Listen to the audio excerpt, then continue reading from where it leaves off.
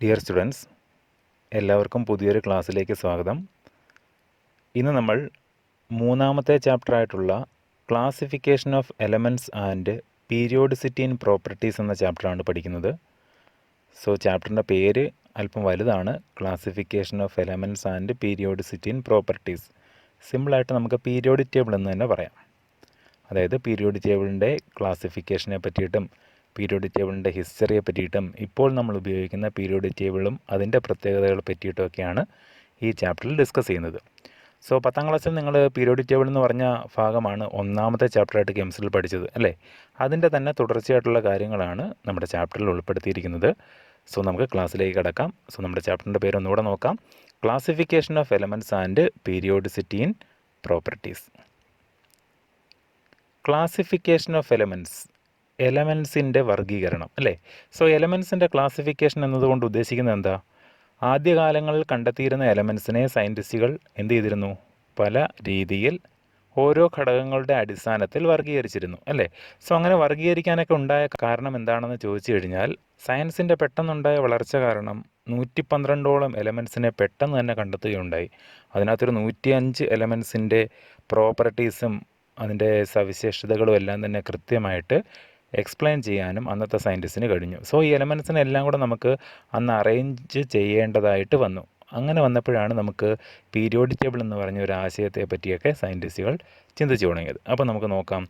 Several attempts were made by many scientist to classify the elements according to the similarities in properties. അതായത് എലമെൻറ്റ്സിൻ്റെ പ്രോപ്പർട്ടിയുടെ സിമിലാരിറ്റീസിനെ base ചെയ്തുകൊണ്ട് ഒരുപാട് സയൻറ്റിസ്റ്റുകൾ എലമെൻറ്റ്സിൻ്റെ ക്ലാസിഫിക്കേഷൻ നടത്തുകയുണ്ടായി. These classifications based on their atomic masses were mainly done by Dobereiner, Newland and Mendeleev. എന്നാൽ അറ്റോമിക് മാസിൻ്റെ ബേസിൽ എലമെൻറ്റ്സിനെ ക്ലാസിഫൈ ചെയ്തതിൽ ഏറ്റവും ഇമ്പോർട്ടൻ്റ് ആയിട്ടുള്ള 3 ക്ലാസിഫിക്കേഷൻസ് നമുക്ക് പഠിക്കാൻ തന്നിട്ടുള്ളതാണ്. ആരൊക്കെയാണെന്ന് നോക്കിക്കേ. ഡോബറൈനർ, സയൻറ്റിസ്റ്റിൻ്റെ പേരാണ് ഡോബറൈനർ. രണ്ടാമത്തത് ന്യൂലാൻഡ്, മൂന്നാമത്തത് മെൻഡലീവ്. അപ്പോൾ ഈ 3 സയൻറ്റിസ്റ്റുകളുടെ ക്ലാസിഫിക്കേഷനാണ് നമുക്ക് ആദ്യ പാർട്ടിൽ പഠിക്കാനുള്ളത്. ഡോബറൈനറിൻ്റെ ക്ലാസിഫിക്കേഷൻ, ന്യൂലാൻഡിൻ്റെ ക്ലാസിഫിക്കേഷൻ ആൻഡ് മെൻഡലീവിൻ്റെ ക്ലാസിഫിക്കേഷൻ. നോക്കിക്കേ, ഒന്നാമതായിട്ട് ഡോബറൈനേഴ്സ് ട്രയാഡ്സ്. ഡോബറൈനറിൻ്റെ ക്ലാസിഫിക്കേഷൻ്റെ പേരാണ് ട്രയാഡ്സ്. സോ ഡോബറൈനറിൻ്റെ ക്ലാസിഫിക്കേഷനെ നമുക്ക് ഡോബറൈനേഴ്സ് ട്രയാഡ്സ് എന്ന് വിശേഷിപ്പിക്കാം. അപ്പോൾ എന്താണെന്ന് നോക്കാം. Johann Dobereiner classified the elements in groups of 3 called triads. അതായത് ഡോബറൈനർ എലമെൻറ്റ്സിനെ 3 എലമെൻറ്റുകൾ വീതമുള്ള ഗ്രൂപ്പുകളായിട്ടാണ് ക്ലാസിഫൈ ചെയ്തത്. ആ 3 എലമെൻറ്റുകൾ വീതമായതുകൊണ്ട് അദ്ദേഹം അതിന് വിളിച്ച പേരാണ് ട്രയാഡ്സ്. എന്താ പേര്? ട്രയാഡ്സ്. അപ്പോൾ എന്താ ട്രയാഡ്സ് എന്ന് നമുക്ക് നോക്കാം, ശ്രദ്ധിച്ചേ. In triads the atomic mass of the middle element is approximately the average of the other 2 elements. അതായത് 3 എലമെൻറ്റുകളെ വീതമാണല്ലോ ഡോബറൈനർ ക്രമീകരിച്ചത്. അതിൽ ആദ്യത്തെ എലമെൻറ്റിൻ്റെയും അവസാനത്തെ എലമെൻറ്റിൻ്റെയും, മീൻസ് മൂന്നാമത്തെ എലമെൻറ്റിൻ്റെയും അറ്റോമിക് മാസിൻ്റെ അപ്രോക്സിമേറ്റ് ആവറേജ് ആയിരിക്കും സെൻറ്ററിൽ വരുന്ന എലമെൻറ്റിൻ്റെ അറ്റോമിക് മാസ്. നമുക്കൊരു എക്സാമ്പിൾ എടുത്ത് നോക്കാം, ശ്രദ്ധിച്ചേ. ഡോബറൈനർ ക്ലാസിഫൈ ചെയ്ത എലമെൻറ്റ്സിൻ്റെ എക്സാമ്പിൾസാണ് തന്നിട്ടുള്ളത്. അപ്പോൾ ട്രയാഡ്സിനകത്ത് ഉൾപ്പെടുത്തിയിട്ടുള്ള ഫസ്റ്റ് 3 എലമെൻറ്റ്സാണ് ലിഥിയം, സോഡിയം, പൊട്ടാസ്യം. ഏതൊക്കെ എലമെൻറ്റ്സ്? Lithium, sodium, potassium. ലിഥിയത്തിൻ്റെ അറ്റോമിക് മാസ് തന്നിട്ടുണ്ട് 7 അല്ലേ? പൊട്ടാസ്യത്തിൻ്റെ അറ്റോമിക് മാസ് 39. അപ്പോൾ ഫസ്റ്റ് എലമെൻറ്റിൻ്റെയും ലാസ്റ്റ് എലമെൻറ്റിൻ്റെ അല്ലെങ്കിൽ തേർഡ് എലമെൻറ്റിൻ്റെ അറ്റോമിക് മാസുകളാണ് നമ്മൾ എടുത്തത്. സോ അതിൻ്റെ ആവറേജ് നമുക്കൊന്ന് ചെക്ക് ചെയ്ത് നോക്കാം. 39 + 7 ഡിവൈഡഡ് ബൈ 2, അതല്ലേ ഇതിൻ്റെ ആവറേജ്. 39 + 7 divided by 2. സോ നമുക്ക് എത്ര കിട്ടും? 23 കിട്ടും. സോ 23 എന്ന് പറഞ്ഞത് മിഡിൽ എലമെൻ്റ് ആയിട്ടുള്ള സോഡിയത്തിൻ്റെ അറ്റോമിക് മാസ് അല്ലേ? So this is called triads. Lithium, sodium, potassium. അതായത് ലിഥിയത്തിൻ്റെയും പൊട്ടാസ്യത്തിൻ്റെയും അറ്റോമിക് മാസിൻ്റെ ആവറേജ് ആയിരിക്കും മിഡിൽ പാർട്ടിൽ വരുന്ന എലമെൻ്റ് ആയിട്ടുള്ള അല്ലെങ്കിൽ സെക്കൻഡ് എലമെൻ്റ് ആയിട്ടുള്ള സോഡിയത്തിൻ്റെ അറ്റോമിക് മാസ്. ദെൻ അടുത്തൊരു എക്സാമ്പിൾ നോക്കിക്കേ. ക്ലോറിൻ, ബ്രോമിൻ, അയഡിൻ അല്ലേ? സോ ട്രയാഡ്സ് അനുസരിച്ച് ഡോബറൈനർ പറഞ്ഞത് എന്താ? ക്ലോറിൻ്റെ അറ്റോമിക് മാസ് 35.5, അയഡിൻ്റെ അറ്റോമിക് മാസ് 127 അല്ലേ? സോ 127 + 35.5 divided by 2 which is equal to 81.25. So അദ്ദേഹം പറഞ്ഞിട്ടുണ്ടായിരുന്നു approximately the average of the other 2 elements എന്നാണ് പറഞ്ഞത്. സോ 81.25 ആണ് നമുക്ക് ആവറേജ് കിട്ടുന്നത്. അവിടുത്തെ ബ്രോമിൻ്റെ അറ്റോമിക് മാസ് എന്ന് പറഞ്ഞത് 80 ആണ്. ദെൻ അനദർ എക്സാമ്പിൾ നോക്കിക്കേ, കാൽഷ്യം, സ്ട്രോൺഷ്യം, ബേരിയം. കാൽഷ്യത്തിൻ്റെ അറ്റോമിക് മാസ് 40 ആണ്, ബേരിയത്തിൻ്റെ അറ്റോമിക് മാസ് 137 ആണ്. സോ അവരുടെ ആവറേജ് നമ്മൾ എടുക്കുമ്പോൾ 137 + 40/2 വിച്ച് ഇസ് ഈക്വൽ ടു 88.5 അല്ലേ. സോ സ്ട്രോൺഷ്യത്തിൻ്റെ അറ്റോമിക് മാസ് എന്ന് പറയുന്നത് 88 ആണ്, നമുക്കിവിടെ വാല്യൂ ആവറേജ് കിട്ടിയത് 88.5 ആണ്. സോ ഫസ്റ്റ് ട്രയാഡ് എടുത്തപ്പോൾ കറക്റ്റ് വാല്യൂ ആയിരുന്നു കിട്ടിയത് അല്ലേ, 23 തന്നെ കിട്ടി. ട്രയാഡ്സ് പിന്നീട് അങ്ങോട്ട് എലമെൻസിനെ അറേഞ്ച് ചെയ്തതനുസരിച്ച് ചെറിയ വേരിയേഷൻസ് വന്നു തുടങ്ങി. അപ്പോൾ ഇതിൽ നിന്നൊരു കാര്യം മനസ്സിലാക്കാൻ പറ്റും, പിന്നീട് എലമെൻസിനെ പുതിയ എലമെൻസിനെ ഇങ്ങനെ ട്രയാഡ്സിനകത്ത് ക്രമീകരിച്ച സമയത്ത് ഈ ഒരു ക്രമം കൃത്യമായിട്ട് വന്നു കാണത്തില്ല അല്ലേ. എന്ന് പറഞ്ഞു കഴിഞ്ഞാൽ ഫസ്റ്റ് എലമെൻറ്റിൻ്റെയും ലാസ്റ്റ് എലമെൻറ്റിൻ്റെയും കൂടെ അരിത്തമെറ്റിക് മീനായിട്ട് അല്ലെങ്കിൽ ആവറേജ് ആയിട്ട് എന്ത് കിട്ടിക്കാണത്തില്ല, മിഡിൽ എലമെൻറ്റിൻ്റെ അറ്റോമിക് മാസ്. അത് തന്നെയാണ് ട്രയാഡ്സിൻ്റെ പരാജയ കാരണവും. However the concept of triads can be applied only to a few elements. വളരെ കുറച്ച് എലമെൻസിൻ്റെ കേസിൽ മാത്രമേ ഏത് കോൺസെപ്റ്റ് ഉപയോഗപ്പെടുത്താൻ കഴിഞ്ഞുള്ളൂ, ട്രയാഡ്സ്. സോ ഡോബറൈനറിൻ്റെ ട്രയാഡ്സ് പരാജയപ്പെടുകയുണ്ടായി. അതിൻ്റെ ഫലമായിട്ടായിരിക്കും പുതിയ കോൺസെപ്റ്റ് വന്നത്. അതാണ് നമുക്ക് അടുത്ത രണ്ടാമതായിട്ട് പഠിക്കാനുള്ളത്. രണ്ടാമത്തെ കോൺസെപ്റ്റ് നമുക്ക് പഠിക്കാനുള്ളത് Newlands law of octaves. Newlands law of octaves. അപ്പോൾ ന്യൂലാൻഡ് എന്ന് പറഞ്ഞ സയൻറ്റിസ്റ്റാണ് അടുത്ത ഡിസ്കവറി നടത്തിയത്, അല്ലെങ്കിൽ എലമെൻസിൻ്റെ ക്ലാസിഫിക്കേഷൻ നടത്തിയത്. അദ്ദേഹത്തിൻ്റെ ക്ലാസിഫിക്കേഷൻ എങ്ങനെയൊക്കെയായിരുന്നു നമുക്ക് നോക്കാം. John A Newland proposed that if elements are arranged in the increasing order of their atomic weight, കണ്ടോ അദ്ദേഹം ക്ലാസിഫൈ ചെയ്തത് അറ്റോമിക് വെയ്റ്റിൻ്റെ ഇൻക്രീസിങ് ഓർഡറിലാണ് എലമെൻസിനെ അറേഞ്ച് ചെയ്തത്. അപ്പോൾ എന്ത് കിട്ടി, the 8th element starting from a given one, എട്ടാമത്തെ element starting from a given one is a kind of repetition of the first. ഒന്നാമത്തെ എലമെൻറ്റും എട്ടാമത്തെ എലമെൻറ്റും പ്രോപ്പർട്ടീസിൽ സിമിലാരിറ്റി കാണിക്കുന്നവയാണെന്ന് മനസ്സിലായി. അതായത് the 8th element starting from a given one is a kind of repetition of the first. നമുക്ക് example നോക്കാം. The hydrogen, lithium, beryllium, boron, carbon, nitrogen, oxygen, then fluorine. മനസ്സിലായോ? ഫസ്റ്റ് എലമെൻറ്റിന് ശേഷം എട്ടാമത് വരുന്ന എലമെൻറ്റ് ആ പ്രോപ്പർട്ടീസ് സിമിലാരിറ്റി കാണിക്കും. അപ്പോൾ hydrogen, fluorine, chlorine തുടങ്ങിയവയെല്ലാം ഒരേ പ്രോപ്പർട്ടി അല്ലേ. ലിഥിയത്തിന് ശേഷം വരുന്ന എട്ടാമത്തെ എലമെൻറ്റ് ഏതാ, സോഡിയം അല്ലേ. ബെരിലിയത്തിന് ശേഷം വരുന്ന എട്ടാമത്തെ എലമെൻറ്റ് ഏതാ, മഗ്നീഷ്യം. അപ്പം ഫസ്റ്റ് എലമെൻറ്റിന് ശേഷം എട്ടാമത്തെ എലമെൻറ്റ് എന്ന് പറയുന്നത് പ്രോപ്പർട്ടീസിൽ സിമിലാരിറ്റി കാണിക്കുമെന്നാണ് നമ്മുടെ ന്യൂലാൻഡ്സിൻ്റെ ലോ ഓഫ് ഒക്ടേവ്സ് പറയുന്നത്. അതായത് the relationship is just like the resemblance of first and 8th musical note. 8th musical note എന്ന് പറയുമ്പോൾ ഇത് എവിടെ തന്നെ കൊടുക്കുന്നത്, സ, രി, ഗ, മ, പ, ദ, നി. അടുത്ത വീണ്ടും സ അല്ലേ വരുന്നത്. അതായത് നമ്മുടെ സപ്തസ്വരങ്ങൾ അല്ലേ, സപ്തസ്വരങ്ങൾ ആദ്യം സായിൽ തുടങ്ങി വീണ്ടും സായിൽ അവസാനിക്കുന്നു, ശരിയല്ലേ. സ സെയിം പ്രോപ്പർട്ടീസ് അല്ലേ, അല്ലെങ്കിൽ ഒരുപോലെയുള്ളവരല്ലേ എന്ന് പറഞ്ഞു കഴിഞ്ഞാൽ ഫസ്റ്റ് എലമെൻറ്റിന് ശേഷം എട്ടാമത്തെ എലമെൻ്റ് എന്ന് പറയുന്നത് ഒരേ നേച്ചറുള്ളവരായിരിക്കും. അവരെല്ലാം ഒരുപോലെ ഒരേ ഗ്രൂപ്പിൽ ഉൾപ്പെടുത്താൻ കഴിഞ്ഞു. അപ്പോൾ ഫസ്റ്റ് എലമെൻറ്റിന് ശേഷം എട്ടാമത് വരുന്ന element is a kind of repetition of the first. That is called Newlands law of octaves. അപ്പോൾ ന്യൂലാൻഡ്സിൻ്റെ ലോയ്ക്കും ചില ലിമിറ്റേഷൻസ് ഒക്കെ ഉണ്ടായിരുന്നു. Which are the limitations of Newlands law of octaves നമുക്ക് നോക്കാം. His classification was rejected since the law of octaves was applicable to elements up to calcium. Calcium വരെയുള്ള എലമെൻസിൻ്റെ കേസിൽ മാത്രമേ എന്ത് ആപ്ലിക്കബിൾ ആയിട്ടുണ്ടായിരുന്നുള്ളൂ, ലോ ഓഫ് ഒക്ടേവ്സ്. അതിനുശേഷമുള്ള എലമെൻസിനെ കൃത്യമായിട്ട് ക്രമീകരിക്കാൻ ഒക്ടേവ്സിന് കഴിഞ്ഞില്ല, അല്ലെങ്കിൽ ന്യൂലാൻഡ്സിൻ്റെ ലോ ഓഫ് ഒക്ടേവ്സിന് കഴിഞ്ഞില്ല. രണ്ടാമത്തെ ലിമിറ്റേഷൻ എന്ന് പറയുന്നത് also by the discovery of noble ഗ്യാസസിൻ്റെ ഡിസ്കവറി നടത്തിയ സമയത്ത് the properties of 8th element become not similar to that of the first element. അപ്പോൾ നോബിൾ ഗ്യാസിനെ കണ്ടെത്തി കഴിഞ്ഞപ്പോൾ നോബിൾ ഗ്യാസിനെ കൂടെ അതിൽ ഉൾപ്പെടുത്തിയ സമയത്തോ ഫസ്റ്റ് എലമെൻറ്റും എട്ടാമത്തെ എലമെൻറ്റും തമ്മിലുള്ള ആ ഒരു സിമിലാരിറ്റി മാച്ചിങ് ആയിട്ട് വരുന്നില്ല. എന്തുകൊണ്ട് വരുന്നില്ല? അതിനിടയിൽ ആരും കൂടെ വന്നു, നോബിൾ ഗ്യാസ് കൂടി വന്നു. So these are the limitations of Newlands law of octaves. മൂന്നാമത്തെ ക്ലാസിഫിക്കേഷൻ നമുക്ക് പഠിക്കാനുള്ളത് മെൻഡലീവ്സ് ക്ലാസിഫിക്കേഷൻ.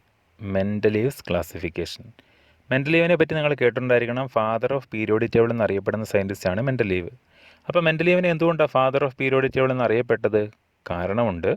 അന്ന് കണ്ടെത്തിയിരുന്ന മിക്കവാറുള്ള എല്ലാ എലമെൻസിനെയും കൃത്യമായിട്ട് ക്രമീകരിക്കാൻ ആർക്ക് കഴിഞ്ഞു? മെൻഡലീവിൻ്റെ പീരിയോഡിക് ടേബിളിന് കഴിഞ്ഞു. അതായത് പീരിയോഡിക് ടേബിൾ എന്ന് പറഞ്ഞൊരു ആശയം തന്നെ കൊണ്ടുവന്ന സയൻറ്റിസ്റ്റാണ് ആരെന്നറിയപ്പെടുന്നത്? മെൻഡലീവ്. അപ്പോൾ മെൻഡലീവിൻ്റെ ക്ലാസിഫിക്കേഷനെ പറ്റി നമുക്ക് നോക്കാൻ ശ്രദ്ധിച്ചേ. Dmitri Mendeleev classified the elements in the increasing order of their atomic weight. അപ്പം അദ്ദേഹം ക്ലാസിഫൈ ചെയ്ത് എന്തിൻ്റെ ബേസിലാണ്? അറ്റോമിക് വെയ്റ്റിൻ്റെ ഇൻക്രീസിങ് ഓർഡറിലാണ് എലമെൻസിനെ ക്ലാസിഫൈ ചെയ്തത്. He founded that the properties of elements repeat after a regular intervals. അതായത് അങ്ങനെ ക്രമീകരിച്ച സമയത്ത് അദ്ദേഹത്തിന് എന്ത് മനസ്സിലായി? The properties of elements repeat after a regular intervals. ഒരു റെഗുലർ ഇൻ്റർവെല്ല്, കൃത്യമായ ഇടവേളകൾ കഴിയുമ്പോൾ എലമെൻറ്റ്സിൻ്റെ പ്രോപ്പർട്ടീസ് റിപ്പീറ്റ് ചെയ്ത് വരുന്നതായിട്ട് ആർക്ക് മനസ്സിലായി? മെൻഡലീവിന് മനസ്സിലായി. അദ്ദേഹം ക്രമീകരിച്ചത് increasing order of atomic weight, atomic മാസിൻ്റെ അല്ലെങ്കിൽ അറ്റോമിക് വെയ്റ്റിൻ്റെ ഇൻക്രീസിങ് ഓർഡറിലാണ്. Based on this observation he proposed a periodic law. എലമെൻസിനെ അറ്റോമിക് മാസിൻ്റെ ഇൻക്രീസിങ് ഓർഡറിൽ ക്രമീകരിക്കുന്ന സമയത്ത് ഒരു കൃത്യമായ ഇടവേളയിൽ അതിൻ്റെ പ്രോപ്പർട്ടീസ് റിപ്പീറ്റ് ചെയ്ത് വരുന്നതായിട്ട് അദ്ദേഹത്തിന് മനസ്സിലായി. അതിൻ്റെ ബേസിൽ അദ്ദേഹം എന്ത് കാൽക്കുലേറ്റ് ചെയ്തു, അല്ലെങ്കിൽ എന്ത് കൊണ്ടുവന്നു? ഒരു പീരിയോഡിക് ലോ പ്രപ്പോസ് ചെയ്തു, അല്ലേ? സോ പീരിയോഡിക് ലോയെ പറ്റിയിട്ടാണ് നമ്മൾ പഠിക്കുന്നത്. പരീക്ഷയ്ക്ക് ചോദിച്ചിട്ടുള്ള ക്വസ്റ്റ്യൻ ആണ്, what is Mendeleev's periodic law? മെൻഡലീവിൻ്റെ പീരിയോഡിക് ലോ എന്താണെന്നുള്ളതാണ് നമ്മുടെ ക്വസ്റ്റ്യൻ. അപ്പോൾ മെൻഡലീവിൻ്റെ പീരിയോഡിക് ലോ എന്താണെന്ന് നമുക്ക് നോക്കാം. ശ്രദ്ധിച്ചേ. The properties of elements are the periodic functions of their atomic weight. This is the statement of periodic law proposed by Mendeleev. എന്താണെന്ന് ശ്രദ്ധിച്ചേ. ദ പ്രോപ്പർട്ടീസ് ഓഫ് എലമെൻറ്റ്സ്, അല്ലെങ്കിൽ നമുക്ക് കുറച്ചും കൂടെ എക്സ്പ്ലനേഷൻ കൊടുത്ത് പറയാം, the physical and chemical properties of elements. Okay, അങ്ങനെ വേണമെങ്കിൽ നമുക്ക് ഉപയോഗിക്കാം. The properties of elements R periodic functions of their atomic weights. Periodic functions of their atomic weights. This is called Mendeleev's periodic law. മെൻഡലീവിൻ്റെ periodic law. അപ്പോൾ ഇതിൽ നിന്ന് എന്താ അർത്ഥമാക്കുന്നത്? That is, when elements are arranged in the increasing order of their atomic weights, their properties repeat after a regular intervals. അതിൻ്റെ properties എന്ത് ചെയ്യും? ഒരു കൃത്യമായ ഇടവേളയിൽ റിപ്പീറ്റ് ചെയ്ത് വന്നുകൊണ്ടേയിരിക്കും, അല്ലേ? So this is called Mendeleev's periodic law. ശ്രദ്ധിച്ചേ. Mendeleev arranged elements in horizontal rows. Horizontal rows ആയിട്ട് എലമെൻറ്റ്സിനെ അറേഞ്ച് ചെയ്തു. ഹൊറിസോണ്ടൽ റോസിനെ വിളിക്കുന്ന പേരാണ് periods. And vertical columns, vertical കോളത്തിന് വിളിക്കുന്ന പേരാണ് groups. In such a way that the elements with similar properties occupies in the same group. അതായത് എലമെൻറ്റ്സിനെ അറ്റോമിക് മാസിൻ്റെ ഇൻക്രീസിങ് ഓർഡറിൽ ക്രമീകരിച്ചു. അങ്ങനെ ക്രമീകരിച്ചതിനകത്ത് തന്നെ ഹൊറിസോണ്ടൽ റോസിനെ വിളിച്ച പേര് പീരീഡ്സ്, വെർട്ടിക്കൽ കോളത്തിന് വിളിച്ച പേര് ഗ്രൂപ്പ്സ്. സിമിലർ പ്രോപ്പർട്ടീസ് ഉള്ള എലമെൻറ്റ്സിനെ എല്ലാം അദ്ദേഹം സെയിം ഗ്രൂപ്പിനകത്ത് ഉൾപ്പെടുത്തി.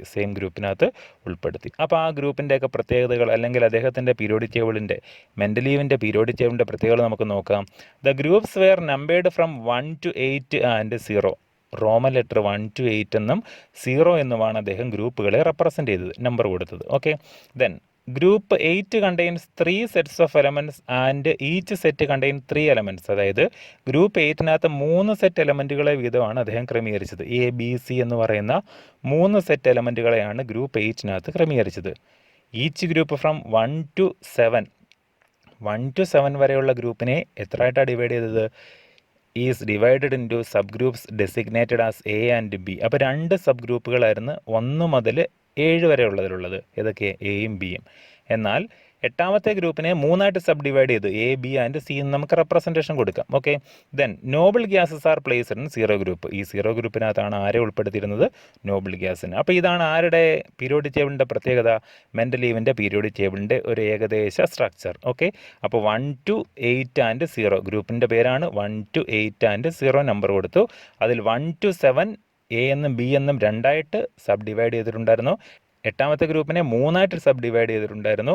0 ഗ്രൂപ്പിനകത്ത് ആരെ ഉൾപ്പെടുത്തിയിരുന്നു? നോബിൾ ഗ്യാസസിനെ ഉൾപ്പെടുത്തിയിരുന്നു. When Mendeleev proposed his periodic table, some of the elements were not discovered. Mendeleev periodic table construct ചെയ്യുന്ന സമയത്ത് ആറ്റോമിക് മാസിൻ്റെ കറക്റ്റായിട്ടുള്ള ഇൻക്രീസിങ് ഓർഡറിൽ എലമെൻറ്റ്സിനെ കണ്ടുപിടിച്ചിരുന്നില്ല. കാരണം അതിനിടയിലൊക്കെയുള്ള കുറേ എലമെൻറ്റ്സുകളെ കണ്ടെത്താൻ ഉണ്ടായിരുന്നു, മിസ്സിംഗ് ആയിരുന്നു. അതായത് when Mendeleev proposed the periodic table, some of the elements were not discovered.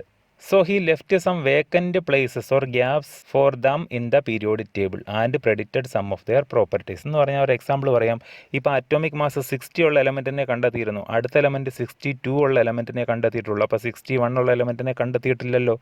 അപ്പോൾ അതിനെ ഉൾപ്പെടുത്താൻ വേണ്ടിയിട്ട് അദ്ദേഹം എന്ത് ചെയ്തിട്ടുണ്ടായിരുന്നറിയോ? വേക്കൻ്റ് ആയിട്ടുള്ള സ്പേസ് ഇട്ടിരുന്നു. എന്തിനു വേണ്ടിയിട്ടാണ്?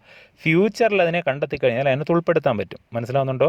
അതാ പറഞ്ഞേക്കുന്നത്, he left some vacant places or gaps for them in the periodic table and predicted some of their properties. പക്ഷേ അവിടെ കണ്ടെത്താനുള്ള എലമെൻറ്റിൻ്റെ പ്രോപ്പർട്ടി അതിന് തൊട്ട് മുകളിലുള്ള എലമെൻറ്റിൻ്റെ പ്രോപ്പർട്ടി വെച്ചുകൊണ്ട് അദ്ദേഹം എന്ത് ചെയ്തു, പ്രെഡിക്റ്റ് ചെയ്തിരുന്നു അല്ലേ. നമുക്കൊരു എക്സാമ്പിൾ നോക്കാം. Both gallium and germanium were not discovered at that time. Gallium and germanium ഈ രണ്ട് എലമെൻസിനെ ആ സമയത്ത് കണ്ടെത്തിയിരുന്നില്ല.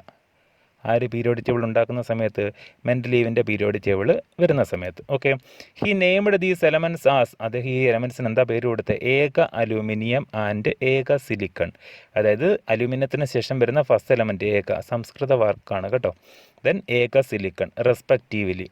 ആൻഡ് പ്രെഡിക്റ്റഡ് ദെയർ പ്രോപ്പർട്ടീസ്, അതിൻ്റെ ബേസിൽ അലൂമിനിയത്തിൻ്റെയും സിലിക്കണിൻ്റെയും അതേ ഗ്രൂപ്പിൽ വരുമെന്നുള്ളതിൻ്റെ ബേസിൽ അതിൻ്റെ പ്രോപ്പർട്ടീസ്, ആരുടെ? ഗാലിയത്തിൻ്റെയും ജെർമേനിയത്തിൻ്റെയും പ്രോപ്പർട്ടീസും അദ്ദേഹം എക്സ്പ്ലെയിൻ ചെയ്തു. മനസ്സിലാവുന്നുണ്ടോ? അപ്പോൾ ഗാലിയവും ജെർമേനിയവും കണ്ടെത്തിയിരുന്നില്ല, അദ്ദേഹം പേര് കൊടുത്തത് ഏക അലൂമിനിയം ആൻഡ് ഏക സിലിക്കൺ. ദെൻ അതിൻ്റെ പ്രോപ്പർട്ടീസും അലൂമിനിയത്തിൻ്റെയും സിലിക്കണിൻ്റെയും ബേസിൽ അദ്ദേഹം എക്സ്പ്ലെയിൻ ചെയ്തു. These elements were discovered later, ഭാവിയിൽ എന്ത് ചെയ്തു? ഈ എലമെൻറ്റ്സിനെ കണ്ടെത്തി അല്ലേ. And found that Mendeleev's predictions were correct. അതിനകത്ത് എന്ത് മനസ്സിലാക്കാൻ പറ്റി? മെൻഡലീവിൻ്റെ അന്നത്തെ പ്രഡിക്ഷൻ എന്താണെന്ന്, കറക്റ്റ് ആണെന്ന് മനസ്സിലാക്കാൻ പറ്റി. അപ്പോൾ ഇതൊക്കെയാണ് ഏറ്റവും ഇമ്പോർട്ടൻ്റ് ആയിട്ടുള്ള കാര്യങ്ങൾ ആരുടെ പീരിയോഡിക് ടേബിളുമായിട്ട് ബന്ധപ്പെടുത്തിക്കൊണ്ട്? മെൻഡലീവിൻ്റെ പീരിയോഡിക് ടേബിൾ. അതുകൊണ്ടാണ് ഇത്രയധികം ഇമ്പോർട്ടൻസ് മെൻഡലീവിൻ്റെ പീരിയോഡിക് ടേബിളിന് ഇന്നും ഉള്ളത്. അതുകൊണ്ട് തന്നെയാണ് മെൻഡലീവിനെ ഫാദർ ഓഫ് പീരിയോഡിക് ടേബിൾ എന്നും അറിയപ്പെടുന്നത്. Then merits of Mendeleev's periodic table. മെൻഡലീവിൻ്റെ പീരിയോഡിക് ടേബിളിൻ്റെ മെറിറ്റുകൾ എന്തൊക്കെയാണെന്ന് നമുക്ക് നോക്കാം. ഒന്നാമത്തെ merit, it was the first comprehensive classification of elements അല്ലേ. അന്നുണ്ടായിരുന്ന എലമെൻറ്റ്സിനെ എല്ലാം ക്ലാസിഫൈ ചെയ്യാൻ പറ്റിയ ഫസ്റ്റ് പീരിയോഡിക് ടേബിളാണ് ആരെന്നറിയപ്പെടുന്നത്? ആരുടേതെന്നറിയപ്പെടുന്നത്? മെൻഡലീവ്സ് പീരിയോഡിക് ടേബിൾ അല്ലേ. It was the first comprehensive periodic table അല്ലെങ്കിൽ classification of elements. Number 2, he corrected the wrong atomic weights of some elements and placed them in correct position in the periodic table. അതായത് അദ്ദേഹം ചില എലമെൻറ്റ്സിൻ്റെ atomic mass correct ചെയ്തു. എക്സാമ്പിളായിട്ട് പറഞ്ഞു കഴിഞ്ഞാൽ beryllium, gold, platinum തുടങ്ങിയ എലമെൻറ്റ്സിൻ്റെയൊക്കെ atomic മാസിനെ അദ്ദേഹം correct ചെയ്തതിന് ശേഷം അതിൻ്റെ കൃത്യമായിട്ടുള്ള പൊസിഷനിൽ അറേഞ്ച് ചെയ്തു പീരിയോഡിക് ടേബിൾ കൺസ്ട്രക്ട് ചെയ്ത സമയത്ത്. അപ്പോൾ ഫ്യൂച്ചറിൽ തെളിയിക്കപ്പെട്ടു ഈ എലമെൻറ്റ്സിൻ്റെ അന്ന് കണ്ടെത്തിയിരുന്ന അറ്റോമിക് മാസ് ഡിഫറൻ്റ് ആയിരുന്നുവെന്നും അദ്ദേഹം തിരുത്തി എഴുതിയ അറ്റോമിക് മാസാണ് കറക്റ്റെന്നും തെളിയിക്കപ്പെട്ടു. ദെൻ മൂന്നാമത് നോക്കിക്കേ, he left vacant places for undiscovered elements and predicted some of their properties. നേരത്തെ നമ്മൾ പറഞ്ഞ പോയിൻ്റ് അല്ലേ. അതായത് ഏക അലൂമിനിയം എന്നും ഏക സിലിക്കൺ എന്നൊക്കെ ഉള്ള ക്ലാസിഫിക്കേഷൻ അല്ലെങ്കിൽ എന്നുള്ള പേര് കൊടുത്തുകൊണ്ട് ഡിസ്കവർ ചെയ്യാനുള്ള എലമെൻറ്റ്സിൻ്റെ പ്രോപ്പർട്ടീസിനെ പറ്റിയിട്ട് അദ്ദേഹം പ്രെഡിക്റ്റ് ചെയ്തു. അതായത് he left vacant places for undiscovered elements, കണ്ടെത്താനുള്ള എലമെൻറ്റ്സിന് വേണ്ടിയിട്ട് വേക്കൻറ്റ് സ്പേസ് ഇട്ടു. മാത്രമല്ല and predicted some of their properties, ആ എലമെൻറ്റ്സിൻ്റെ കണ്ടെത്താനുള്ള എലമെൻറ്റ്സിൻ്റെ പ്രോപ്പർട്ടീസിനെ മറ്റുള്ള എലമെൻറ്റ്സുമായിട്ട് കമ്പയർ ചെയ്തുകൊണ്ട് പ്രെഡിക്റ്റ് ചെയ്യുകയും ചെയ്തു. ദെൻ നമ്പർ 4 ശ്രദ്ധിച്ചേ, elements with similar properties are placed in the same group. Elements with similar properties are placed in the same group നമ്മൾ ഓൾറെഡി പറഞ്ഞതാണ് അല്ലേ. ഒരു ഗ്രൂപ്പിലുള്ള എലമെൻറ്റ്സിന് മൊത്തം സിമിലർ ആയിട്ടുള്ള പ്രോപ്പർട്ടീസ് ആയിരിക്കും. അപ്പം പ്രോപ്പർട്ടീസ് മനസ്സിലാക്കുന്നതിന് വേണ്ടിയിട്ട് ആ ഗ്രൂപ്പിലുള്ള ഏതെങ്കിലും ഒരു എലമെൻറ്റ്സിനെ എടുത്ത് ചെക്ക് ചെയ്ത് നോക്കിയാൽ മതി. So these are the merits of Mendeleev's periodic table. അടുത്തതായി മെൻഡലീവിൻ്റെ പീരിയോഡിക് ടേബിളിൻ്റെ ഡീമെറിറ്റുകളാണ്. Which are the demerits of Mendeleev's periodic table. നമുക്ക് ഓരോന്നായിട്ട് നോക്കാം. Number 1, elements with dissimilar properties are found in same group. എലമെൻറ്റ്സിനെ അറ്റോമിക് നമ്പറിൻ്റെ ഇൻക്രീസിങ് ഓർഡറിൽ ക്രമീകരിച്ചെങ്കിലും ഡിസിമിലർ പ്രോപ്പർട്ടീസ് ഉള്ള ചില എലമെൻറ്റ്സ് ചില ഗ്രൂപ്പുകളിൽ, സെയിം ഗ്രൂപ്പുകളിൽ ഓക്കുപ്പൈ ചെയ്തു. Elements with dissimilar properties are found in same group. അതായത് ഒരു ഗ്രൂപ്പിൽ ഉൾപ്പെടുന്ന എലമെൻറ്റ്സിൻ്റെ പ്രോപ്പർട്ടീസ് എല്ലാം സിമിലർ ആയിരിക്കുമെന്നാണ് മെൻഡലീവ് പറഞ്ഞത്. പക്ഷേ ചില എലമെൻറ്റ്സ് അതിനകത്ത് ഡിസിമിലാരിറ്റീസ് കാണിച്ചു. രണ്ടാമത്തേത്, he could not give an exact position of hydrogen. Hydrogen ആറ്റത്തിന് കൃത്യമായിട്ടുള്ളൊരു പൊസിഷൻ നൽകാൻ മെൻഡലീവിൻ്റെ പീരിയോഡിക് ടേബിളിന് കഴിഞ്ഞില്ല. മൂന്നാമതായിട്ട്, he could not give exact position of lanthanoids and actinoids and also for isotope. ഐസോടോപ്പുകൾക്കും അതുപോലെ ലാന്തനോയിഡുകൾക്കും ആക്ടിനോയിഡുകൾക്കും, നമ്മളിനി പഠിക്കാൻ പോകുന്ന ടേംസ് ആണ് കേട്ടോ, ലാന്തനോയിഡ് ആൻഡ് ആക്ടിനോയിഡ്. നിങ്ങൾ 10ാം ക്ലാസ്സിൽ പഠിച്ചിട്ടുണ്ടെന്ന് എനിക്കറിയാം. എങ്കിലും ലാന്തനോയിഡുകളും ആക്ടിനോയിഡുകളും ഐസോടോപ്പുകൾ തുടങ്ങിയവയ്ക്കൊന്നും കൃത്യമായിട്ടുള്ള പൊസിഷൻ ആർക്ക് നൽകാൻ കഴിഞ്ഞില്ല? മെൻഡലീവിൻ്റെ പീരിയോഡിക് ടേബിളിന് കഴിഞ്ഞില്ല. നാലാമതായിട്ട്, Mendeleev's periodic table did not strictly obey the increasing order of atomic weight. അതായത് അറ്റോമിക് വെയ്റ്റിൻ്റെ ഇൻക്രീസിംഗ് ഓർഡറിൽ അറേഞ്ച് ചെയ്തെങ്കിലും അത് സ്ട്രിക്റ്റായിട്ട് ഒബേ ചെയ്യാൻ മെൻഡലീവിൻ്റെ പീരിയോഡിക് ടേബിളിന് കഴിഞ്ഞില്ല. ചില എലമെൻറ്റ്സിനകത്തൊക്കെ ചെറിയ രീതിയിലുള്ള വേരിയേഷൻസ് മെൻഡലീവിൻ്റെ പീരിയോഡിക് ടേബിളിലും ഉണ്ടായിരുന്നു. So these are the demerits of Mendeleev's periodic table. അപ്പോൾ ഈ 3 സയൻറ്റിസ്റ്റ് ആരൊക്കെയാ? Dobereiner, Newland, Mendeleev. 3 പേരും ക്ലാസിഫിക്കേഷൻ നടത്തിയത് എലമെൻസിൻ്റെ അറ്റോമിക് മാസിൻ്റെ അല്ലെങ്കിൽ അറ്റോമിക് വെയ്റ്റിൻ്റെ ഓർഡറിലാണ്. ഓക്കെ.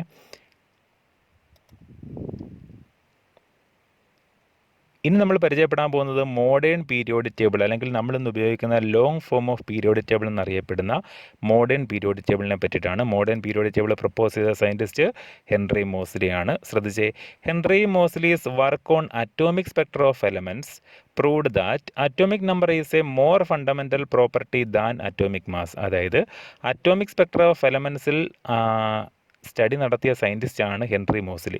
അതിൽ നിന്ന് അദ്ദേഹം എന്താ നിഗമനത്തിലെത്തിയത്? The fundamental property of an element is basically atomic number, not atomic mass. Atomic മാസിനെക്കാട്ടിലും ബേസിക് ആയിട്ടുള്ള പ്രോപ്പർട്ടി എന്നറിയപ്പെടുന്നത് അറ്റോമിക് നമ്പർ ആണെന്നാണ് ആര് പറഞ്ഞത്? Henry Moseley. Based on this observation he modified the Mendeleev's periodic law. അപ്പോൾ ഇതിൻ്റെ ബേസിൽ അദ്ദേഹം മെൻഡലീവിൻ്റെ പീരിയോഡിക് ലോ എന്ന് മോഡിഫൈ ചെയ്തു. മെൻഡലീവിൻ്റെ പീരിയോഡിക് ലോ എന്തായിരുന്നു? The properties of elements are periodic functions of their atomic masses അല്ലെങ്കിൽ അറ്റോമിക് വെയിറ്റ് അല്ലേ. സോ ആ പീരിയോഡിക് ലോയെ അദ്ദേഹം ഒന്ന് മോഡിഫൈ ചെയ്തു. എന്തിൻ്റെ ബേസിലാണ് മോഡിഫൈ ചെയ്തത്?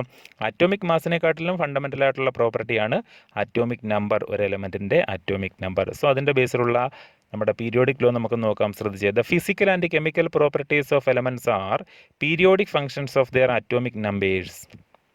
അപ്പോൾ അറ്റോമിക് വെയ്റ്റിന് പകരം അദ്ദേഹം എന്ത് ഉപയോഗിച്ചത് മാത്രം? Atomic number. കാരണം atomic number is the basic fundamental property എന്നാണ് ആര് പറഞ്ഞത്? Henry Moseley. So Moseley's modern periodic law state ചെയ്യാൻ ചോദിച്ചു കഴിഞ്ഞാൽ നമുക്ക് എന്ത് പറയാൻ പറ്റും?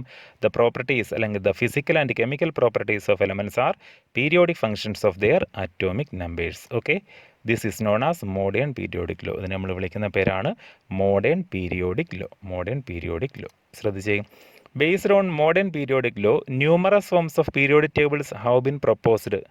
മോഡേൺ പീരിയോഡിക് ലോയുടെ ബേസിൽ ഒരുപാട് ടൈപ്പിലുള്ള പീരിയോഡിക് ടേബിളുകളൊക്കെ കൺസ്ട്രക്ട് ചെയ്യപ്പെട്ടു അല്ലേ. The most commonly used is the long form of periodic table. നമ്മളിപ്പോൾ ഏറ്റവും കൂടുതലായിട്ട് ഉപയോഗിക്കുന്നത് അല്ലെങ്കിൽ മോസ്റ്റ് കോമൺ ആയിട്ട് യൂസ് ചെയ്യുന്ന പീരിയോഡിക് ടേബിൾ എന്നറിയപ്പെടുന്നത് long form of periodic table എന്നറിയപ്പെടുന്ന നമ്മളിപ്പോൾ യൂസ് ചെയ്യുന്ന പീരിയോഡിക് ടേബിളാണ്. ശ്രദ്ധിച്ചേ, അതിൻ്റെ പ്രത്യേകതകളൊക്കെ നമുക്ക് നോക്കാം. In this periodic table the elements are arranged in the increasing order of their atomic number. എലമെൻറ്റ്സിനെ അറേഞ്ച് ചെയ്തിരിക്കുന്നത് അറ്റോമിക് നമ്പറിൻ്റെ ഇൻക്രീസിംഗ് ഓർഡറിലാണ് അല്ലേ. So it contain 7 horizontal rows called periods and 18 vertical columns called groups. അതായത് modern periodic ടേബിളിൽ 7 പീരീഡുകളും 18 ഗ്രൂപ്പുകളുമാണ് ഉള്ളത്. Horizontal rows are called periods and vertical columns are called groups. Okay, elements having similar outer electronic configurations R arranged in same group or family. അതായത് same ഗ്രൂപ്പിൽ അല്ലെങ്കിൽ same family ഉൾപ്പെടുത്തിയിരിക്കുന്നവരുടെ outer electronic configuration എന്ന് പറഞ്ഞത് similar ആയിരിക്കും. Outer electronic configuration similar ആയിരിക്കും. The groups are numbered from 1 to 18. 18 vertical columns ഉണ്ടെന്ന് പറഞ്ഞു അല്ലേ. സോ അതിനെ നമ്പർ കൊടുത്തേക്കുന്നത് 1 to 18. ഗ്രൂപ്പ് 1, ഗ്രൂപ്പ് 2 അങ്ങനെ 18 ഗ്രൂപ്പായിട്ട് ക്ലാസിഫൈ ചെയ്തിട്ടുണ്ട്. Due to the similar outer electronic configuration and same valency the elements present in the same group have similar properties. മനസ്സിലായോ? Due to similar outer electronic configuration similar ആയതുകൊണ്ടും അതുപോലെ തന്നെ അവരുടെ valency similar ആയതുകൊണ്ടും the elements present in the same group have similar properties. ഒരേ ഗ്രൂപ്പിലുള്ള എലമെൻറ്റ്സിനെല്ലാം properties എന്തായിരിക്കും? സിമിലർ ആയിരിക്കും. എവിടെ? In long form of periodic table അല്ലെങ്കിൽ മോഡേൺ പീരിയോഡിക് ടേബിൾ. അപ്പോൾ ഒരു മോഡേൺ പീരിയോഡിക് ടേബിളിൻ്റെ നമ്മൾ ഇന്ന് ഉപയോഗിക്കുന്ന മോഡേൺ പീരിയോഡിക് ടേബിളിൻ്റെ ചിത്രമാണ് തന്നിട്ടുള്ളത്. അപ്പോൾ ഇതിനകത്ത് 7 പീരീഡുകളും 18 ഗ്രൂപ്പുകളും നമുക്കൊന്ന് നോക്കാം. ദ ലെഫ്റ്റ് ടു റൈറ്റുള്ള റോസിന് വിളിക്കുന്ന പേരാണ് പീരീഡ്സ്. 1 2 3 4 5 6 7 7 പീരീഡ്സ് ഉണ്ട്. 1 to 18 വരെ, ഇതാണ് 18ാമത്തെ ഗ്രൂപ്പ് കേട്ടോ. 1 2 3 4 അങ്ങനെ 18 ഗ്രൂപ്പുകളുമാണ് മോഡേൺ പീരിയോഡിക് ടേബിളിലുള്ളത്. അപ്പോൾ എലമെൻറ്റ്സിനെ അറേഞ്ച് ചെയ്തേക്കുന്നത് ഇൻക്രീസിങ് ഓർഡർ ഓഫ് അറ്റോമിക് നമ്പറാണ് കണ്ടോ. 1 then 2 then 3 4 5 അങ്ങനെ അറേഞ്ച് ചെയ്തേക്കുന്നത്. ഓക്കെ, അപ്പോൾ there are 7 periods and 18 groups in modern periodic table. Then ശ്രദ്ധിച്ചേ, ഈ തൊട്ട് താഴെ റെപ്രസെൻ്റ് ചെയ്തിരിക്കുന്ന ഭാഗം എന്നറിയപ്പെടുന്നത് ലാന്തനൈഡുകളും ആക്റ്റിനൈഡുകളോ അല്ലേ. ലാന്തനൈഡുകൾ, അപ്പം നമ്മൾ നേരത്തെ പഠിച്ച മെൻഡലീവിൻ്റെ പീരിയോഡിക് ടേബിളിൻ്റെ ഒരു ഡീമെറിറ്റ് ആയിരുന്നു ലാന്തനൈഡുകളെ ആക്റ്റിനൈഡുകളെ ഒന്നും പ്രത്യേകം ക്രമീകരിക്കാൻ കഴിഞ്ഞില്ല എന്നുള്ളത് അല്ലേ. സോ ലാന്തനൈഡുകളെ ആക്റ്റിനൈഡുകളെ എല്ലാം തന്നെ മോഡേൺ പീരിയോഡിക് ടേബിളിനകത്ത് ഒരു പ്രത്യേക പൊസിഷൻ കൊടുത്ത് അറേഞ്ച് ചെയ്തിട്ടുണ്ട്. സോ ഇവരെയൊക്കെ നമുക്ക് ബ്ലോക്കുകളായിട്ടൊക്കെ തരംതിരിക്കാം. അത് വരും ക്ലാസ്സുകൾ നമ്മൾ പഠിക്കും. നിങ്ങൾ പഠിച്ചിട്ടുള്ളതാണ് S ബ്ലോക്ക് എന്നും P ബ്ലോക്ക് എന്നും D ബ്ലോക്ക് എന്നും F ബ്ലോക്ക് എന്നും നമുക്കിവരെ പ്രത്യേകം ക്ലാസിഫൈ ചെയ്യാൻ പറ്റും. അപ്പോൾ this is long form of periodic table or modern periodic table.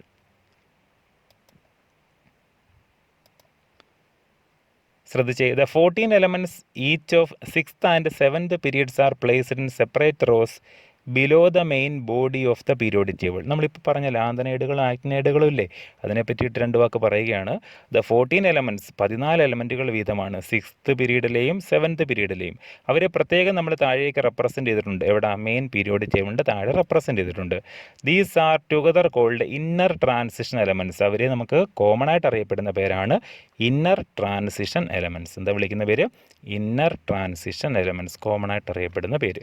Then ശ്രദ്ധിച്ചേ, the 14 elements of 6th period, 6th പീരീഡിലെ 14 elements from cerium to lutetium. എവിടെ മുതൽ എവിടെ വരെയാ? സീറിയം മുതൽ ലുട്ടീഷ്യം വരെയുള്ള 14 എലമെൻറ്റ്സ്, 6th പീരീഡിലുള്ള 14 എലമെൻറ്റ്സ്. അതിനെ നമ്മൾ പ്രത്യേകം താഴേക്ക് റെപ്രസെൻ്റ് ചെയ്തിട്ടുണ്ട്. അതിനെ വിളിക്കുന്ന പേരാണ് ലാന്തനൈഡ്സ് ഓർ ലാന്തനോൺസ് ഓർ ലാന്തനോയിഡ്സ് അല്ലെങ്കിൽ റയർ എർത്ത്സ്. അപ്പോൾ ഈ പേരിലെല്ലാം അറിയപ്പെടുന്നത് ഈ 14 എലമെൻറ്റ്സിനെയാണ് അല്ലേ. 6th പീരീഡിലെ 14 എലമെൻറ്റ്സ്, ആ 6th പീരീഡിലെ 14 എലമെൻറ്റ്സിനെ നമ്മൾ പ്രത്യേകം താഴേക്ക് ക്രമീകരിച്ചിരിക്കുന്നു. എവിടെ മുതൽ എവിടെ വരെയുള്ള എലമെൻറ്റ്സ്? സീറിയം മുതൽ ലുട്ടീഷ്യം വരെയുള്ള. അവരെ വിളിക്കുന്ന പേരാണ് ലാന്തനൈഡുകൾ അല്ലെങ്കിൽ ലാന്തനോൺസ് അല്ലെങ്കിൽ ലാന്തനോയിഡ്സ്, അല്ലെങ്കിൽ നമുക്ക് വിളിക്കാം റയർ എർത്ത് എലമെൻറ്റ്സ് എന്ന് വിളിക്കാം. ഓക്കെ, ഇതുപോലെ വീണ്ടും ഒരു 14 എലമെൻറ്റ്സ് ഉണ്ട്. The 14 elements of 7th period, 7th പീരീഡിലെ 14 elements from thorium to lawrencium. എവിടെ മുതൽ എവിടെ വരെയാണ്? തോറിയം മുതൽ ലൗറൻഷ്യം വരെയുള്ള 14 എലമെൻറ്റ്സ് ഉണ്ട്. വിളിക്കുന്ന പേര് ആക്ടിനൈഡ്സ് ഓർ ആക്ടിനോൺസ് അല്ലെങ്കിൽ ആക്ടിനോയിഡ്സ്. ഓക്കെ, ആക്ടിനൈഡുകൾ എന്നറിയപ്പെടാം, ആക്ടിനോൺസ് എന്നറിയപ്പെടാം, അല്ലെങ്കിൽ ആക്ടിനോയിഡ്സ് എന്നറിയപ്പെടാം. അപ്പോൾ ഇവരെ രണ്ടുപേരെയും പീരിയോഡിക് ടേബിളിൻ്റെ മെയിൻ ബോഡിയുടെ തൊട്ട് താഴെ പ്രത്യേകം ക്രമീകരിച്ചിരിക്കുന്ന 14+14 എലമെൻറ്റ്സ് ആണ്. സോ ഇവരെ കോമൺ ആയിട്ട് അറിയപ്പെടുന്ന പേരാണ് inner transition elements, inner transition elements. ഇപ്പോൾ പീരിയോഡിക് ടേബിളിൻ്റെ ഒരു ഹിസ്റ്ററിയാണ് നമ്മളിപ്പോൾ പരിചയപ്പെട്ടത്. മോഡേൺ പീരിയോഡിക് ടേബിളുമായി ബന്ധപ്പെട്ട കൂടുതൽ കാര്യങ്ങൾ നമുക്ക് വരും ക്ലാസ്സിൽ പരിചയപ്പെടാം. വീണ്ടും അടുത്ത ക്ലാസ്സിൽ കാണും വരേക്കും ബൈ.